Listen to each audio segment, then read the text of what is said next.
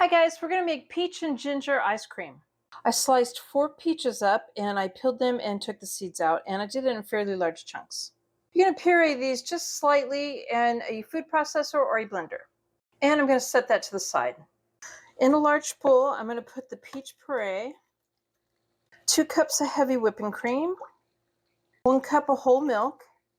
This is 3/4 cup of granulated sugar and 1 teaspoon of vanilla extract.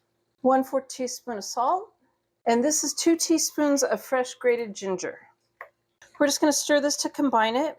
I'm going to put some saran wrap over it, and I'm going to stick it in the refrigerator for 2 hours. You can do it 2 to 4.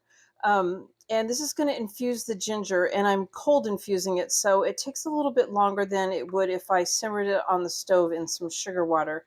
So 4 hours would probably infuse it even better, but I'm just going to go ahead and do it for 2 hours. Okay, so I poured it in my ice cream maker, and I'm going to go ahead and turn this on until it starts to slow down. Okay, so it's slowing down. I am going to go ahead and I'm going to add 1/3 cup of peach preserve, sugar-free. I'm using Smucker's. You can use any kind you want.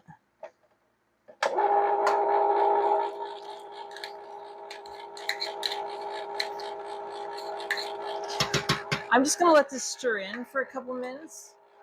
Okay, that's stirred in. I said a couple minutes. It's actually just like a minute. And I'm going to put this in a sealed container in the freezer overnight, and then I'll show you the ice cream. There's my peach and ginger ice cream. I hope you guys like my video. Please give it a thumbs up and subscribe to my channel. And thank you guys for watching.